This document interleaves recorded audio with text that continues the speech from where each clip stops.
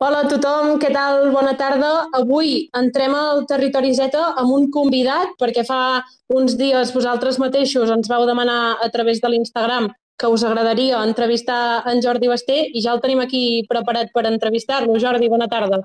Hola, què tal?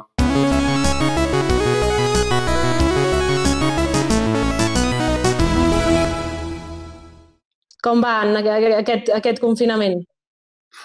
Doncs com tothom. Uns dies millor, uns altres dies pitjor, uns altres dies molt agobiat, uns altres dies més trist, un altre dia més content, uns altres dies vaig enllaçar les escombraries, un altre dia vaig a comprar, l'altre dia vaig a passejar, un altre dia pujo. És a dir, bueno, a mesura que anem obrint una mica més la porta, doncs fem unes coses més normals dins una normalitat bastant, diríem, agobiant. Un puja i baixa, aquest confinament també a nivell anímic. Jordi, abans de començar, com que Territori Z és un canal d'informació per a adolescents, et volíem demanar a tu com et presentaries a la gent jove que no et coneix. Hòstia, perdó.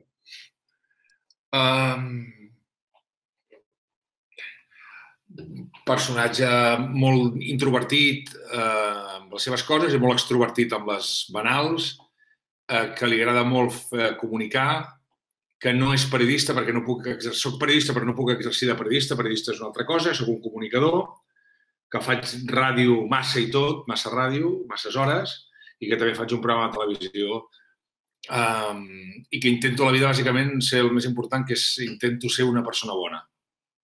I crec que ho aconsegueixo bastant. I ja fa molts anys, Jordi, que treballes en el món del periodisme, a la ràdio. En quin moment vas decidir ser periodista? És a dir, va haver-hi algun moment que vas fer un clic i vas dir, ostres, jo de gran vull ser periodista? És que em va venir, jo sempre explico que vaig tenir molta sort a la meva vida, perquè és que amb 10 anys jo ja estava en un estudi de ràdio. Però no perquè ni els meus pares ni els meus avis ni tingués cap amic ni res, senzillament perquè un dia en un ateneu, en un bar d'aquests de barri, estava el meu pare i el vaig anar a buscar, jo tenia 10 anys, i hi havia un senyor prenent-se un cafè al costat, que era un periodista de Ràdio Joventut, que malauradament va morir, que és l'Agustín Rodríguez, i va veure allà el meu pare i li va dir, hosti, quin nano més espavilat, aquest nano. Sí, ostres, mira, és que farem un programa d'infantil a Ràdio Joventut. Ostres, per què no el porteu? I vaig arribar allà, em va agradar, amb tota naturalitat d'un nen de 10 o 11 anys vaig començar a fer ràdio infantil. I llavors ja va ser una cosa com molt natural. El dir, no vaig tenir temps. O sigui, una persona, un nano de 16 o una noia de 16 anys o de 17, s'ha de menjar el coco sobre quina feina ha de ser quan sigui gran. És que jo no vaig tenir temps ni de pensar-ho. És a dir, m'hi vaig trobar jo, saps? Jo mai em vaig preguntar què vol ser quan sigui gran. Ja m'hi vaig trobar. I era allò que estava fent. Volia fer ràdio. I com vas viure aquests inicis a la ràdio? Et va enganxar de seguida? Bueno, és que recordo fer coses que ara em semblarien inversemblants, que era buscar entrevistes a protagonistes esportius que eren impossibles. El president de l'Atlètic de Madrid, fins i tot el vicepresident del Barça. Jo els trucava jo personalment perquè sabia el telèfon. Feia de periodista, investigava els telèfons, investigava com parlar amb ells, parlava amb la dona. Oi, de nen, escolta, vull entrevistar el seu papà. Ai, quin nen més simpàtic. I llavors, ostres, aconseguia el que volia, amb la qual cosa, que m'hi vaig, al trobar-m'hi, doncs ja vaig dir, aquí no em treu ni Déu d'aquí dins. I si no haguessis set periodista, Jordi, què creus que haguessis set? T'ho juro que jo no ho he pensat mai. És a dir, potser psicòleg, però és que psicologia m'agrada des de fa un temps. Tampoc d'aquella època m'agradava. Sí que recordo que deia que volia ser veterinari, però a mi em feien por els animals. Molts animals em fan por a mi. La qual cosa ser veterinari amb els animals em fan por no té cap sentit. Per tant, és que, clar, si en 10 anys a tu et foten en una piscina a nedar i cada dia et fan nedar i et fan nedar, acabes nedant molt bé i t'agrada estar més... Escolta, me'n recordo una entrevista amb el Michael Phelps. Té un llibre deliciós, que és la seva autobiografia, que es diu No Limits, i el Michael Phelps, el nedador, diu que ell, quan surt de la piscina, no es troba tan a gust que quan està dins de la piscina. Però a mi em passa una mica. El meu hàbitat natural és l'estudi de ràdio. Quan s'encén la llum vermella i em sento allà com si estigués... Em sento molt més protegit a dins de l'estudi de ràdio que fora. Ara volíem abordar, Jordi, una mica la relació entre adolescents i gent jove i també mitjans de comunicació. Creus que a vegades adolescents, gent jove pot sentir-se una mica llunyana dels grans mitjans convencionals de la tele i de la ràdio?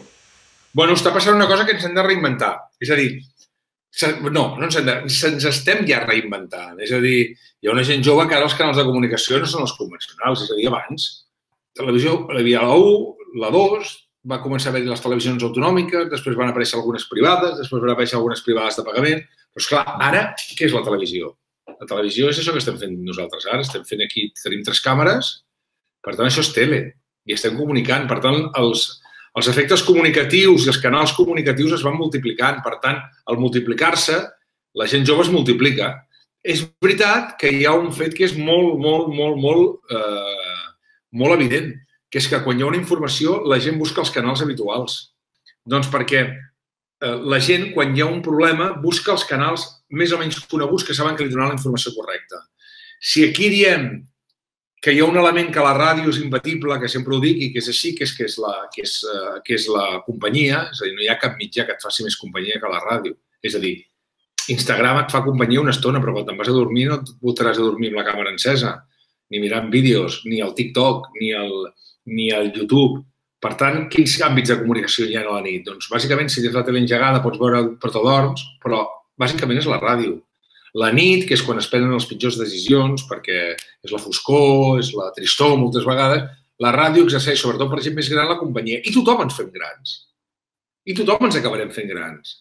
Per tant, tothom acabarem escoltant la ràdio de nit. I després va haver una època, no fa gaires anys, que deien, ui, és que la gent jove no escolta la ràdio. Mentida. La ràdio s'escolta sempre. Una altra cosa és que hi hagi gent jove que no escolti la ràdio, com històricament hi ha hagut gent jove que ja fa 30 anys que no escoltava la ràdio, però n'hi ha molta que escolta la ràdio i no podem menysprear tota aquesta gent que escolta, per exemple, la ràdio per davant d'altres canals comunicatius. No? Però és evident el que dieu, que hi ha una altra manera ara de comunicar, hi ha una altra manera de credibilitat que va més enllà del que són els diaris convencionals, les ràdios o les teles convencionals. Sí.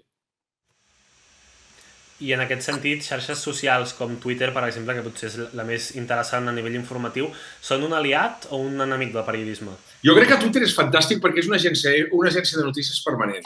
El problema és que jo crec que en l'època de confinament és insuportable. La gent està molt crispada, com la gent no té res més a fotre, entra aquí dins, llavors tota la seva mala llet, tristor, angoixes, la boca aquí dins, és una mena de contenidor d'escombraries moltes vegades, però en canvi té coses que a mi m'agraden molt, és a dir, la informació és el moment, si tens algun dubte vas allà i ho trobaràs de seguida, tot passat per l'adreçador de la veritat, perquè aquesta és una altra, és a dir, aquí poden sortir un fake news, cada tuit pot ser un fake news.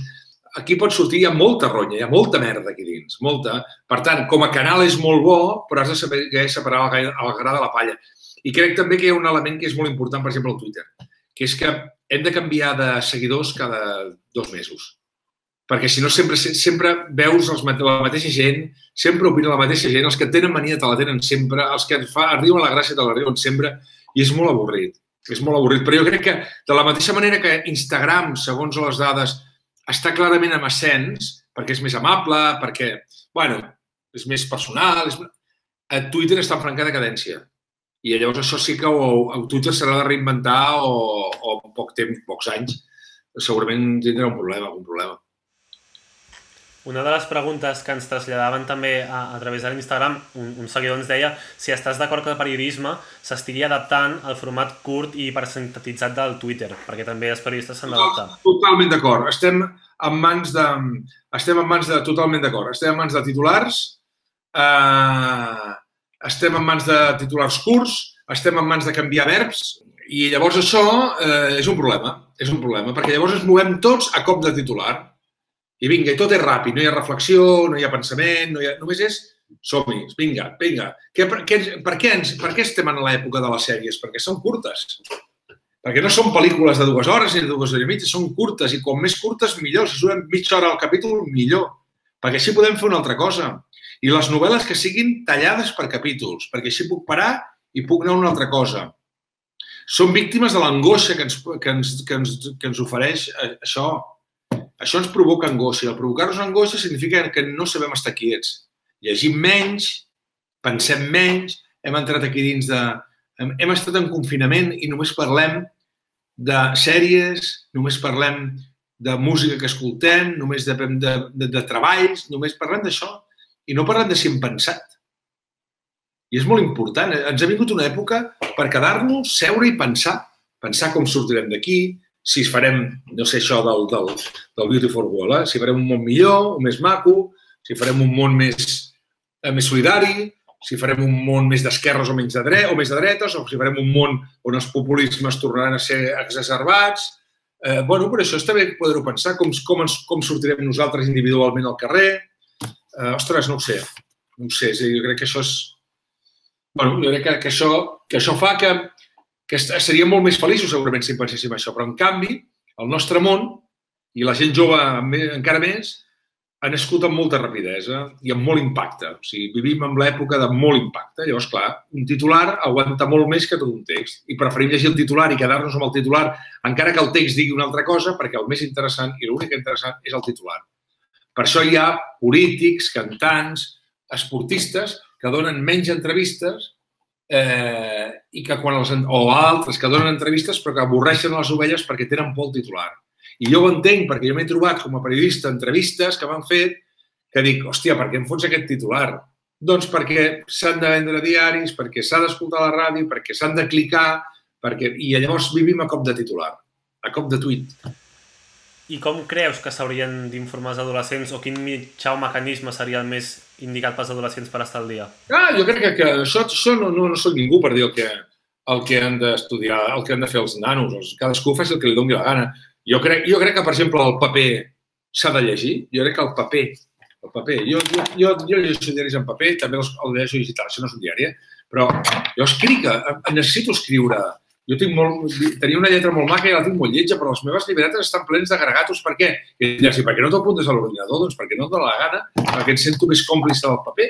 Amb algunes coses el paper et permet altres coses que el digital no et pot permetre. És a dir, una cosa tan simple com fer les 8 diferències que hi ha a l'avantguàrdia, per entendre'ns, fer-les digitalment és molt horrible, perquè quan t'ho acostes, la figura se't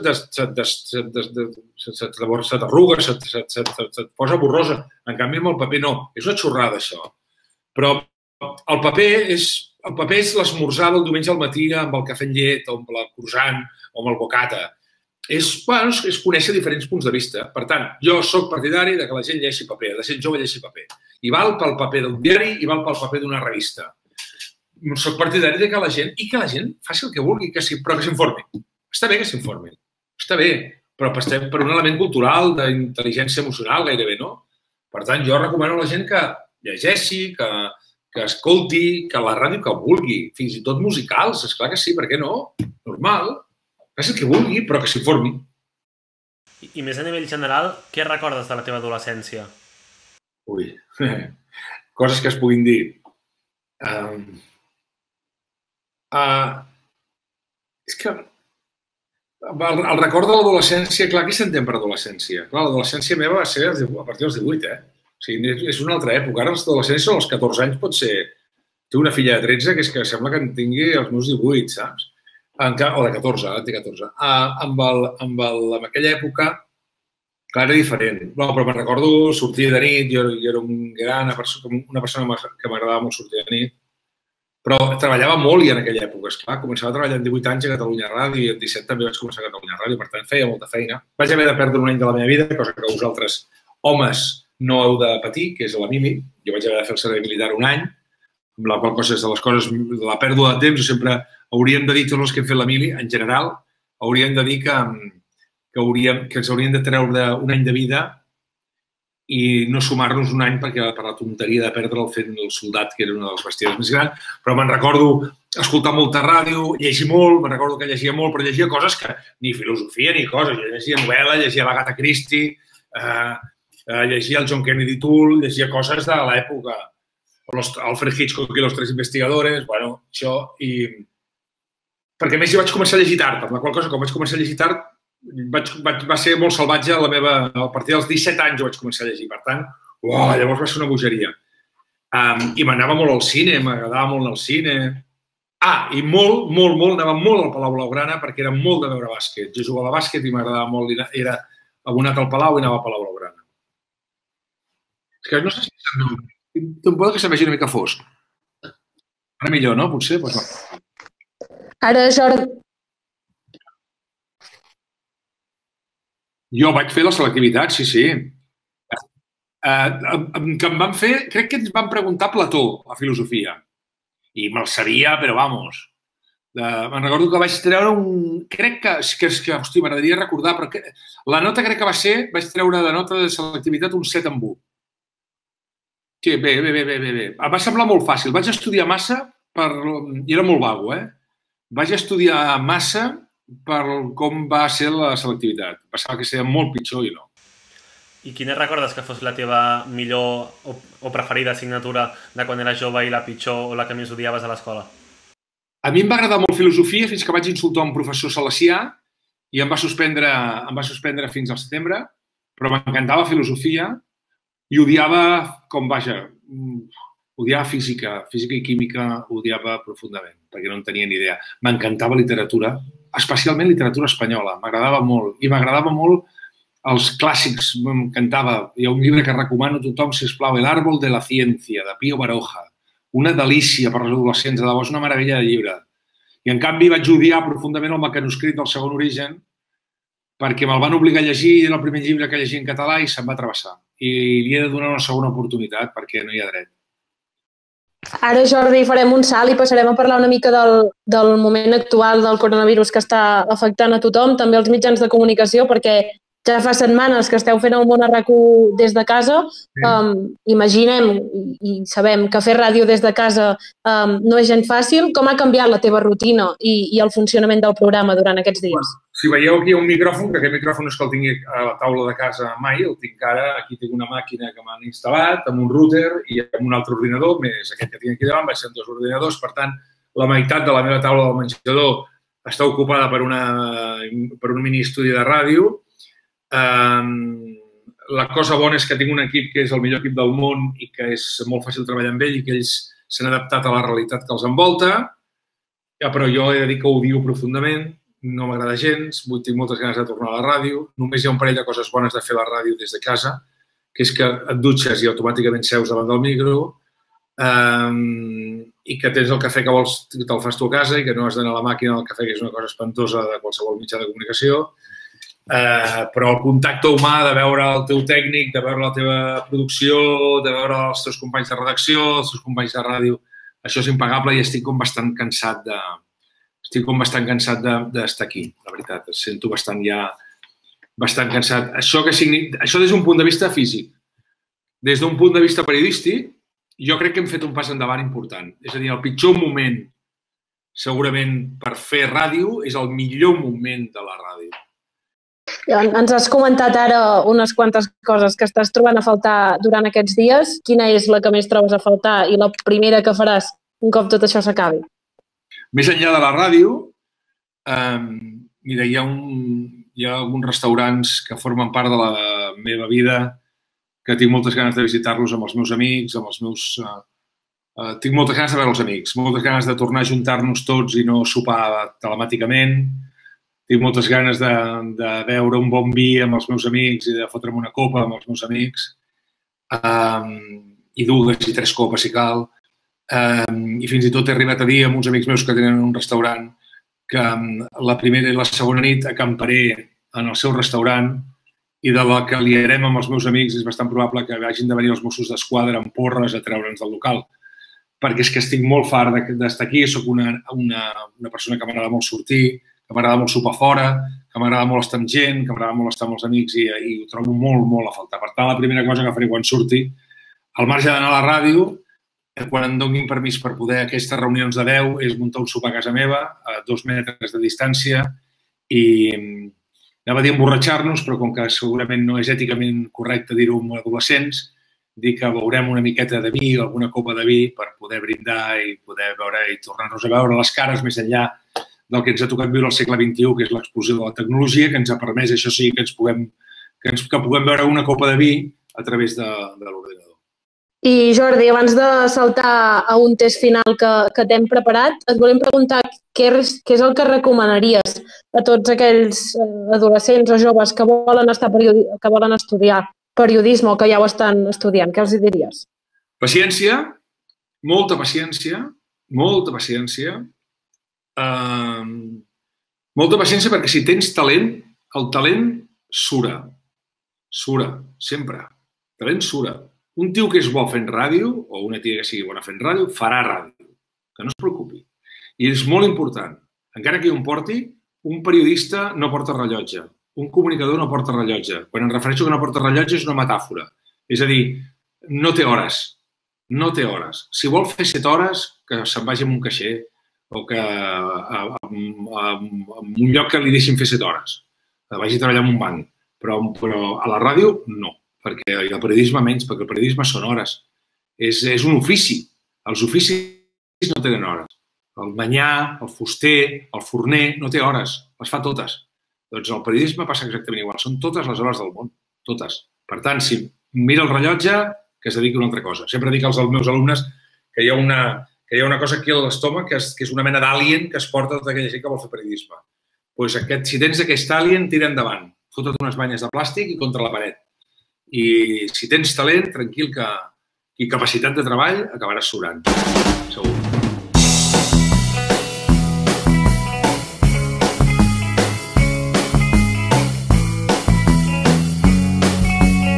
El meu millor moment a la ràdio. Hòstia, això que era un té ràpid. El meu millor moment a la ràdio. Bueno, quan surten unes audiències bones, perquè és l'alegria de l'equip, no? Quan surten les audiències bones està molt bé. Aquell moment és molt feliç de tot. És com guanyar un premi i celebrar-ho amb el teu equip.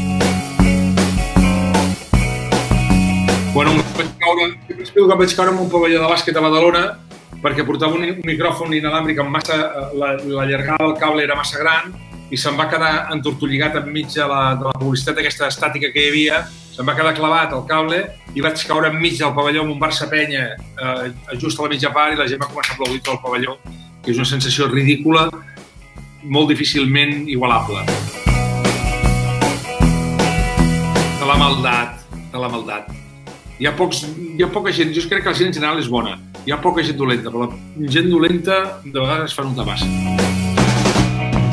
Bueno, Santi Carreras per mi ha sigut un referent perquè és una persona, ara està a Catalunya Ràdio, una persona que em va ajudar a crear grups, a intentar ser el menys egòlatre i egoista possible, malgrat que els que estem davant d'un micro durant tantes hores ho hem de ser,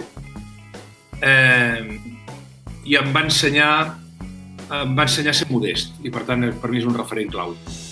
Ramon Besa, el company del diari El País, com la modèstia pot ser falsa o real, i el Ramon Besa és un modest real, al marge de ser un poeta, un escriptor, un comunicador, té tot. Per mi, Santi Carreras i Ramon Besa són dos referències. M'agradaria fer algun dia un TN d'autor, però ha de ser d'autor. M'he presentar allà i fer un telenotícies convencional, jo no el puc fer. O sigui, jo no puc fer de Toni Cruanyes perquè el Toni és únic. Però m'agradaria fer un dia un TN, un telenotícies, un telediari, allò d'autor. Bueno, fer el que vulguis. El que faig a les 8 del matí a la ràdio, perquè ens entenguem, fer-ho a la tele. Això no em desagradaria. Un cafè? Amb Michael Jordan. Michael Jordan estaria bé, però el personatge... Home, Jesucrist m'encantaria. Tinc molts, de records de la meva adolescència. Una discoteca de Platja d'Aro que es deia Tiffany's i un bar de Port de la Selva que es deia Stop, que es diu Stop. Mira, ara precisament m'ha vingut una cançó que no és la cançó segurament més important ni res, però que em porta moltes les èpoques d'adolescent, que és Digging Your Soup, de The Blue Monkeys. I em diràs, per què t'ha sortit aquesta cançó? Doncs perquè, mira, m'han recordat ara d'aquesta cançó que era molt de les meves èpoques d'adolescent. Mira, no sé de quin any deu ser, però devia tenir 20 anys jo, una cosa així. No és adolescent, però... Doncs això és tot, Jordi Basté, un plaer conversar amb tu i debatre sobre els mitjans de comunicació actuals i també del coronavirus. Moltes gràcies. Moltes gràcies a vosaltres, que tingueu tots molt bona paciència, molt bon... I que no oblideu una cosa, això fa 40 anys, quan jo era molt petit i vosaltres no estàveu ni en somnis en aquest món, això hagués costat molt, molt. Sobretot, però no des del punt de vista sanitari, que sí, que també hauria costat molt més, sinó des del punt de vista emocional. No hauríem pogut veure la informació com la tenim ara, no hauríem pogut fer una entrevista com l'hem fet ara veient-nos les cares des de cadascú des de casa seva, però si això hagués passat fa 100 anys, probablement el 80% de la població no ho hagués superat. Estem millor, per tant, tota aquella gent que té processos des de l'adolescència de tristor, d'adolescència dura ara, de dies de plorar, perquè aquí hem plorat tots, de plorar, de dubtes de futur, que penseu clarament que la ciència està avançant d'una manera tan bèstia que podem afirmar l'única notícia certa és que ens en sortirem, que d'aquí poc temps ja estarem veient-nos les cares als carrers, de fet ja ho estem fent ara, però més d'oci, i que quan surti la vacuna, més d'hora que tard, tornem a viure amb una normalitat. El que passa que en aquesta normalitat haurem d'aprendre tots plegats a ser una mica millors del que ho érem fins ara, a tractar a la natura d'una manera molt més agradable com la que ens han tractat ara, de ser menys egoistes i de ser molt més, no només solidaris, sinó sobretot una paraula que a mi m'agrada molt i que és empàtics. Si tot això ho fotem, fem una mandonguilla, sortirà una mandonguilla amb bolets i pesos realment molt bona. Però d'això n'haurem d'aprendre, que no sortim d'aquí com llebrers pensant que ja ho hem passat tot i tornar a ser com érem fa 2 mesos perquè una altra vegada més la història de la humanitat l'haurem pifiat.